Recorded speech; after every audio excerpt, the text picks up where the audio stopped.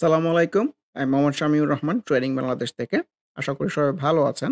১ম এই বলতে চাই ট্রেডিং বাংলাদেশ ছোট পরিসরে ২ টি কার্যক্রমের সাথে যুক্ত আছে। একটি অনলাইন ওয়ার্কশপ সার্ভিস, অন্যটি স্টক সাজেশন।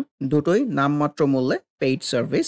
২ ঘন্টার মাত্র ২ টি সেশনের মাধ্যমে এই ওয়ার্কশপটি ডিজাইন করা হয়েছে। স্টক প্রাইসের বেসিক ক্যারেক্টারিস্টিক্স এবং কিছু ইফেক্টিভ স্ট্র্যাটেজির কম্বিনেশন করে এই ওয়ার্কশপগুলো ডিজাইন করা।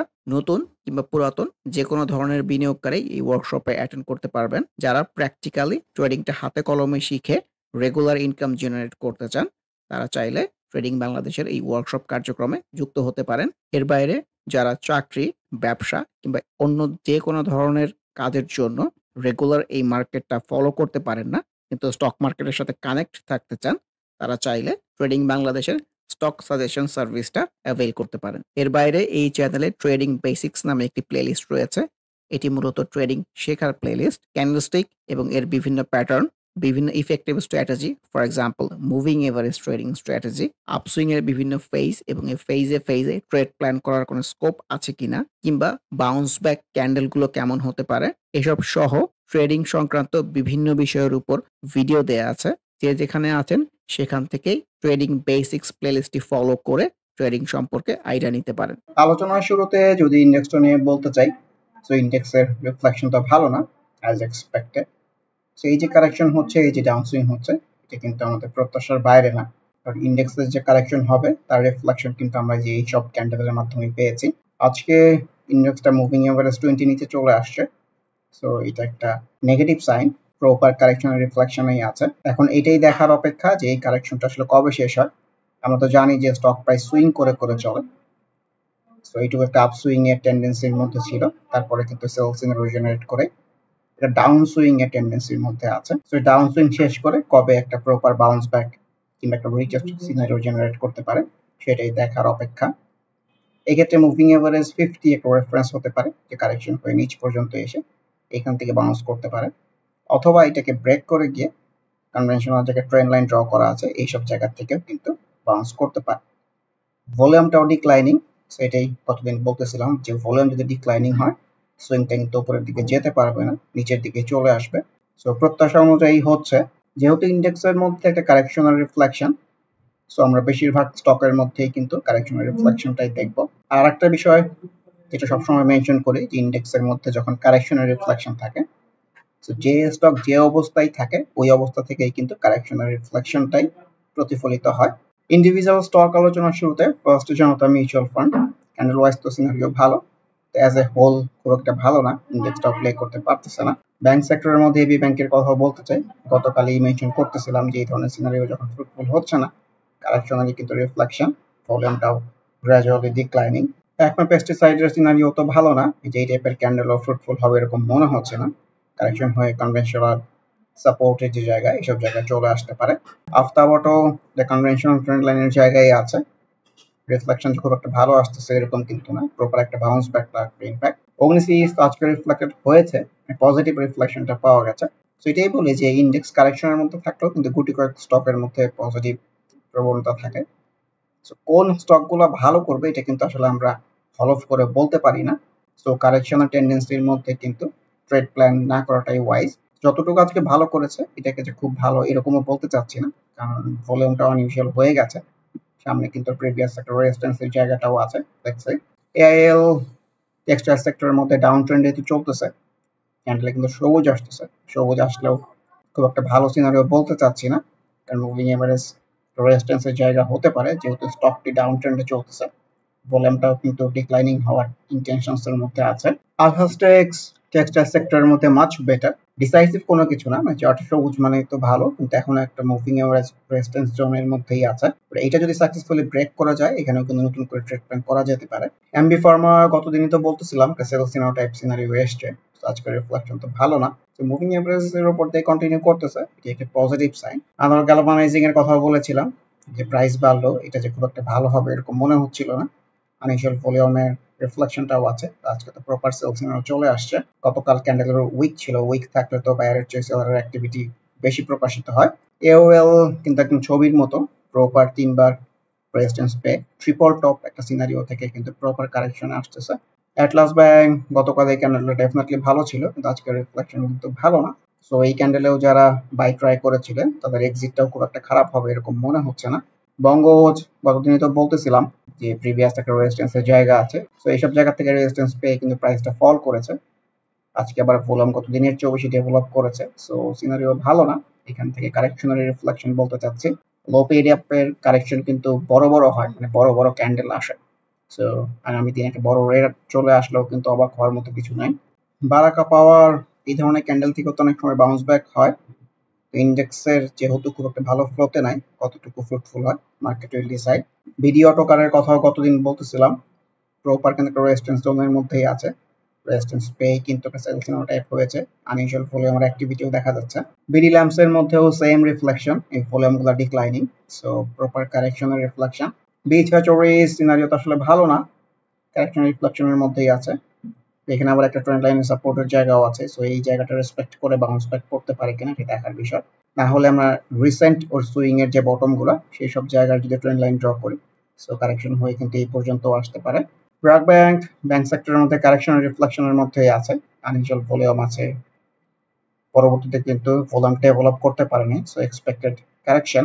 বায়ো সাবমেরিন কেবলস এর মধ্যেও double top scenario reflection followed by correction, ভলিউমটাও ডিক্লাইনিং, সিনারিও ভালো না। সেন্ট্রাল ফার্মা অ্যাটলিস্ট ওর কারেকশনের ফ্লোটা তো একটু হলেও বন্ধ হয়েছে। খুব যে strong bounce back type scenario এসছে এরকম কিছু বলতে চাচ্ছি না, কারণ ভলিউমটাও ডিক্লাইনিং। ইন্ডেক্স প্লে করতে হবে ইনফ্যাক্ট এই টাইপের স্টককে বেটার করতে চাইলে। সিটি ব্যাংক তো কতদিনই বলতেছিলাম রিফ্লেকশন তো ভালো না, এখন ক্যান্ডেলের উপরে উইক চলে আসছে, এটাই কিন্তু আনইউজুয়াল ভলিউম হয়ে গেছে, তো আজকে খুবই বাজেভাবে রিফ্লেক্টেড হয়েছে। Confidence cement sell scenario unusual volume. Coppertech তো ট্রায়াঙ্গেলটা নেগেটিভ ব্রেকআউট দিয়ে কারেকশনের ফ্লোতেই আছে, আজকে যদিও গ্রিন ক্যান্ডেল পাওয়া গেছে, কিন্তু খুব একটা ডিসাইসিভ হবে এরকম মনে হচ্ছে না, ভলিউমটাও ডেভেলপ করতে পারে নাই। ক্রিস্টাল ইন্স্যুরেন্স গতদিন তো ভালো বলেছিলাম, তো আজকের রিফ্লেকশন কিন্তু ভালো না। সো গতদিনের এই ক্যান্ডেলে যদি কেউ ট্রেড এক্সপেরিয়েন্স নিয়ে থাকেন তো এক্সিট প্ল্যানটা আমার কাছে ওয়াইজ মনে হচ্ছে। ছোট পরিসরে ভলিউমটা অ্যাক্টিভ আছে, এটা একটা পজিটিভ সাইন। দেশবন্ধুর রিফ্লেকশন তো ভালো না, এই হাফ হার্টেড বাউন্স ব্যাক গুলো ফ্রুটফুল হবে বলে মনে হচ্ছে না। কারেকশন হলে কিন্তু অনেক নিচে কনভেনশনাল সাপোর্ট এসব জায়গায় চলে আসতে পারে। ব্যাংক সেক্টরের রিফ্লেকশনও ভালো না, for example Dhaka bank proper correction expected. Dutch Bangla ব্যাংকের সিনারিও ভালো বলতে চাচ্ছি না, Eastern lubricant sell scenario unusual ভলিউমের অ্যাক্টিভিটি কতদিনই এরকম ধারণা করতেছিলাম। ইআইএল একটা কনভেনশনাল রেজিস্ট্যান্সের মধ্যেই আছে, ট্রিপল টপ টাইপের সিনারিওর মধ্যে আছে, ভলিউমটা কিন্তু আজকে কমে গেছে, সো এখান থেকে correction expected. In any case যদি কারেকশন না হয় এটা ব্রেক করে যেতে পারে, তাহলে কিন্তু এইখানেই খুব সুন্দর ট্রেড প্ল্যান করার জায়গা হতে পারে। অনভয়েটেক্স তো আজকে ভালো করেছে, যদিও আমি ভালোকে খুব একটা ভালো বলতে চাচ্ছি না, আনইউজুয়াল ভলিউমের অ্যাক্টিভিটি আছে, ক্যান্ডেলের উপরে উইক আছে, so correction expected. ETL textile সেক্টরের মধ্যে সেলস জেনারেট করে, কিন্তু কনভেনশনাল সাপোর্টের দিকেই আসতেছে, ট্রেন্ড লাইনের সাপোর্টের কথা যদি আমরা বলি। ফার্স্ট লাইফ একে প্রপার সেলস সিনারি বলতে চাচ্ছি, সো 1 2 3টা ফেজ অলরেডি আপসুইং হয়ে গেছে, সো এক্সপেক্টেড কিন্তু কারেকশন। ইন্ডেক্সে খুব একটা ভালো প্লে করতে পারছে না। ফরচুন সিনারিও ভালো না, ডাউন ট্রেন্ডের ফ্লোতে আমাদেরকে ভাবতে হবে, সো সেল সিনারির পরে প্রপার কারেকশনের রিফ্লেকশন হতে পারে। ফাইন্যান্সিয়াল সেক্টর এর গ্রাফ দেখেই তো বোঝা যাচ্ছে সিনারিও ভালো না, প্রপার কারেকশনের রিফ্লেকশন। ফাইন্যান্সিয়াল সেক্টরে যত স্টক আছে সবগুলো স্টকের জন্যই কিন্তু এই গ্রাফ রেফারেন্স হিসেবে প্রযোজ্য, সো কিন্তু প্রিভিয়াস সুইং এর টপ এই পর্যন্ত যেতে পারে নাই, তার আগে কারেকশন শুরু হয়ে গেছে, সো বড় কারেকশন হলে অবাক হওয়ার মতো কিছু নাই। জেমিনি সি ফুডের কথাও বলতে চাই, এখানে প্রপার একটা ট্রেড প্ল্যান করার জায়গা ছিল, আজকে রিফ্লেকশন খুবই বাজে হয়েছে, সো এটাকে ডেফিনেটলি আমি একটা সেল সিগন্যাল বলতে চাই। ও যে খুব একটা ভালো করতে পারবে না, মার্কেট শুরুর দিক থেকেই কিন্তু বোঝা যাচ্ছিল, সো এখানে যদি প্রপার রেজিস্ট্যান্স পায় তাহলে কিন্তু কারেকশন হয়ে নিচে চলে আসবে। ছোট পরিসরে ভলিউমটা অ্যাক্টিভ আছে, এটা পজিটিভ সাইন। ইন্ডেক্স প্লে না করলে খুব একটা ভালো প্লে করবে এরকম বলতে চাচ্ছি না। সো আগামী দিনে যদি আবার রিটেস্ট জেনারেট করতে পারে তাহলে কিন্তু এইখানেও আরেকটা ট্রেড প্ল্যান করে স্কোপ ক্রিয়েট হতে পারে। গোল্ডেন জুবিলি আজকে তো আসলে গ্রিন ক্যান্ডেল পাওয়া গেছে, যেটাকে আমি খুব একটা ভালো সিনারিও বলতে চাচ্ছি না, কারণ ডাউন ট্রেন্ডে স্টক মুভিং এভারেজ রেজিস্ট্যান্স পায়, আমরা এখানেও দেখেছি রেজিস্ট্যান্স পেয়ে প্রপার কারেকশনে চলে আসতে। সো ইন্ডেক্স যদি কারেকশনের করতে থাকে এই সেম বিষয়টাও কিন্তু এখানে রিপিট হতে পারে। জিপি সিনারিও কিন্তু ভালো না, স্লোলি বাট শিওরলি ভলিউম কিন্তু কমে যাচ্ছে, সো এখান থেকে কিন্তু প্রপার কারেকশন এক্সপেক্টেড। জিপিএস ইস্পাত গতকালে যেমন ধারণা করতেছিলাম প্রিভিয়াস সুইং এর টপ, এখান থেকে রেজিস্ট্যান্স পেয়েছে, আনইউজুয়াল ভলিউমের অ্যাক্টিভিটি আছে, এক্সপেক্টেড কিন্তু প্রপার এখান থেকে কারেকশন। গ্রিন ডেল্টা কথা বলতে চাই, গতদিন কিন্তু এই বাউন্স ব্যাকটা খুবই সুন্দর ছিল মুভিং এভারেজ 20 থেকে, কিন্তু ইন্ডেক্স যখন প্লে না করে অনেক ভালো বাউন্স ব্যাক ফ্রুটফুল হয় না। সো এই বাউন্স ব্যাকটা ফ্রুটফুল হবে এরকম কিন্তু মনে হচ্ছে না। সো এই ক্যান্ডেলেও কেউ ট্রেড প্ল্যান করে থাকলে এক্সিট নিয়ে ফেলাটাই ওয়াইজ মনে হচ্ছে। হাক্কানি পাল্পের কথাও বলতে চাই, জায়গাটা ভালো ছিল, গতকাল ক্যান্ডেলটাও আপওয়ার্ডের ওয়েতে খুব একটা খারাপ ছিল না, কিন্তু এটাই কিন্তু আনইউজুয়াল ভলিউম। এই সুইংটা কিন্তু শুরু হয়েছিল এইখান থেকে ছোট একটা আপসুইং হয়ে এখন কিন্তু ইন্ডেক্স রিফ্লেক্টেড হয়ে প্রপার কারেকশন আর রিফ্লেকশন। ইবনে সিনার কথাও বলতে চাই, আজকে কিন্তু গত দিনের চেয়েও বেশি ভলিউম ডেভেলপ করেছে, খুবই পজিটিভ সাইন। ক্যান্ডেলটাও কিন্তু ভালো এসছে, যেহেতু ক্যান্ডেলের গতদিন উইক ছিল, আজকে উইক ছিল। সো প্রপার একটা আপসুইং আনইউজুয়াল ওয়েতেই হতে যাচ্ছে, যেটাই দেখতে চাই এই আপসুইংটা কতটুকু কন্টিনিউ করে। আইসিবি ডেফিনেটলি এগুলোকে সেল সিগন্যালের মধ্যেই বলতে চাচ্ছি। ইফাদাটোস ক্যান্ডেল ওয়াইজ কিন্তু খারাপ আসে নাই, এই কারেকশনের দিনেও কারেকশন না হয়ে গ্রিন ক্যান্ডেল এসছে। অ্যাজ এ হোল খুব যে ডিসাইসিভ কোনো সিনারিও এরকম বলতে চাচ্ছি না, দেখছি যে কেমন বিহেভ করে আপকামিং ডেজ। আইএফআইসি ডেফিনেটলি ভলিউমটা অ্যাক্টিভ আছে, প্রাইসটাও যে খুব বেশি কারেকশন হচ্ছে এরকমও কিন্তু না। তো যেহেতু ব্যাংক সেক্টর খুব একটা ভালো করতেছে না, ইন্ডেক্সের রিফ্লেকশনও ভালো না, সো এই ধরনের সিনারিও কতটুকু পজিটিভ প্লে করে মার্কেট উইল ডিসাইড। ইন্ট্রাকো নিয়ে যেটা বলতে চাই, প্রপার ডাউন ট্রেন্ডে কিন্তু চলতেছে।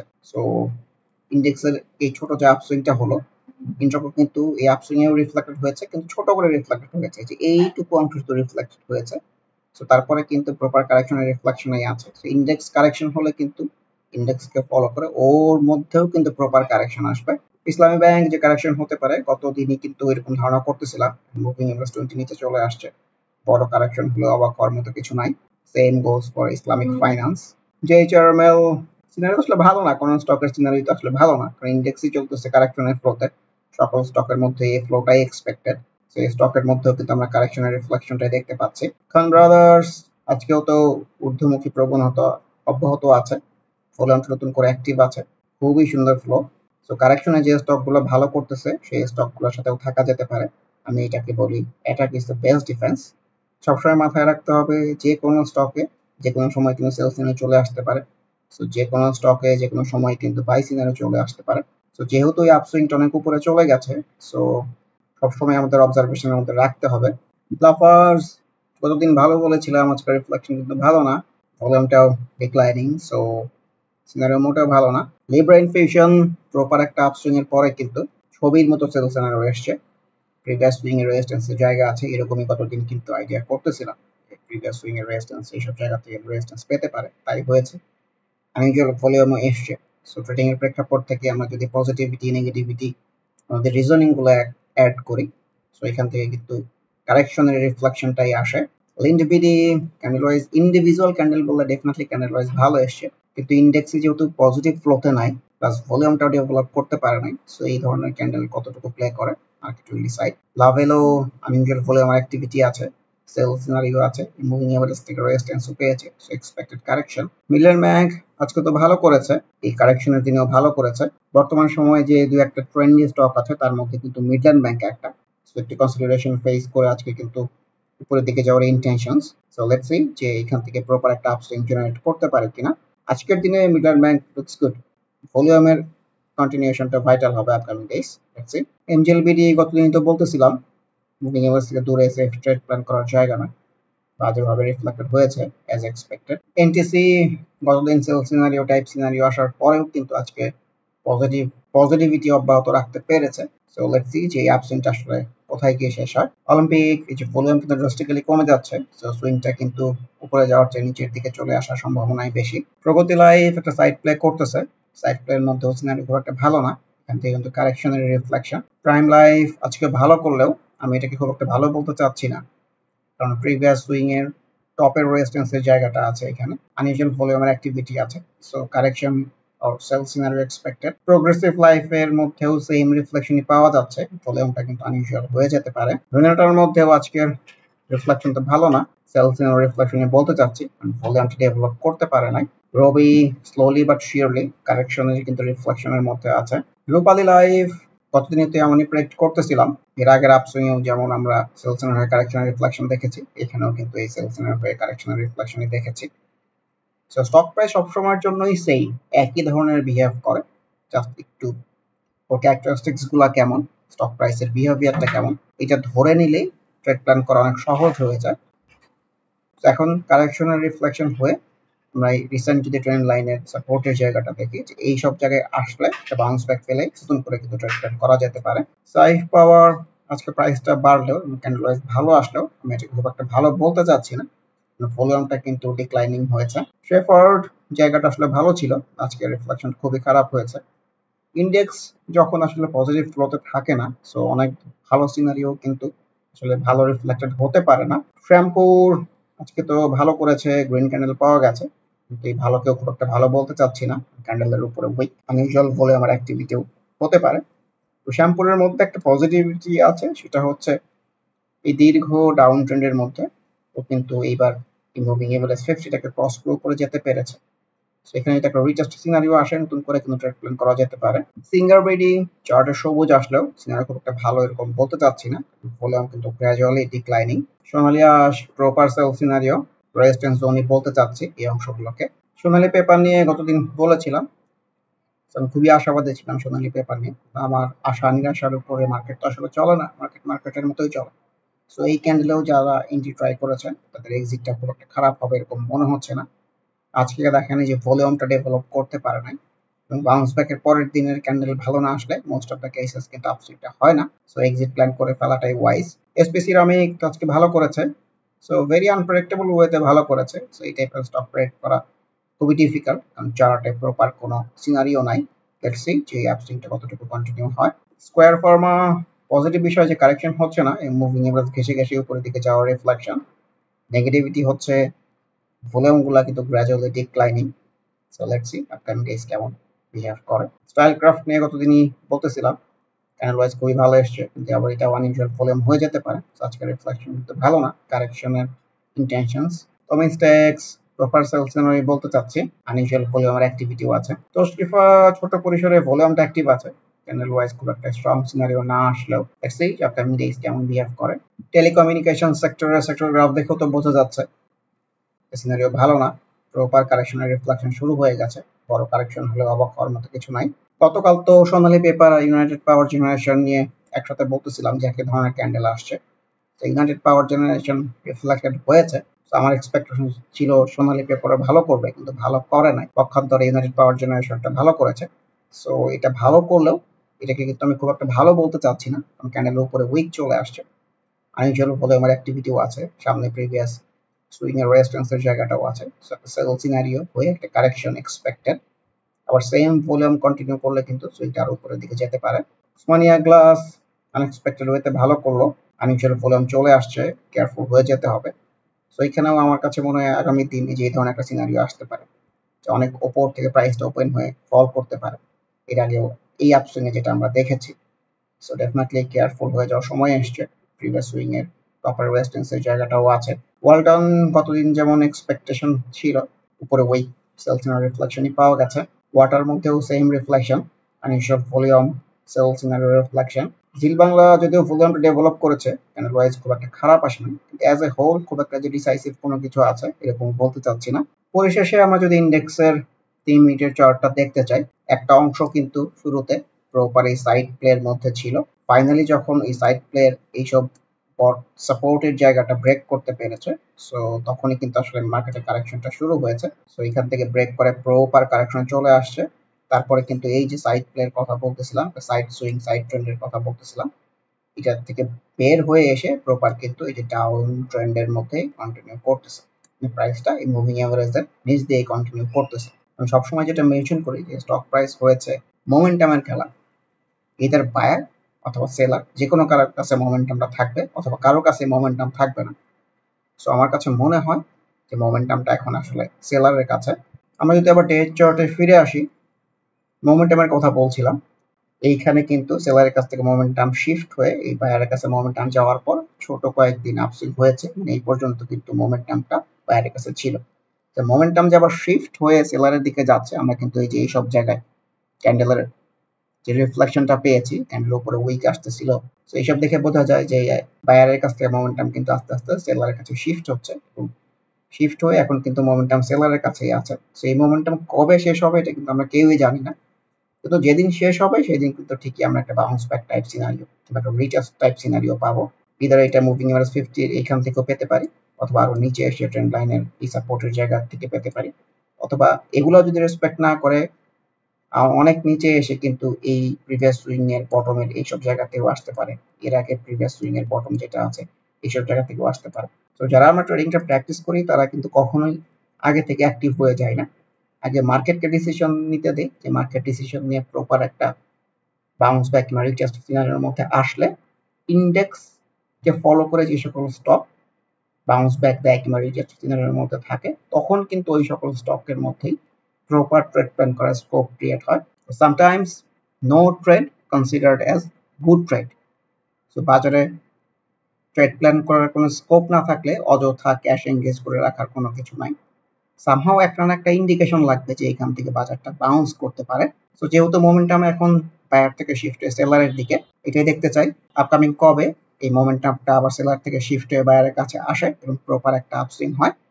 অচিরেই আমরা ইন্ডেক্সের মধ্যে কারেকশন হলেও ছোট কারেকশন হয়ে একটা ইতিবাচক প্রবণতা লক্ষ্য করব, এই আশাবাদ ব্যক্ত করে আজকের ডিসকাশনটি শেষ করতে চাচ্ছি।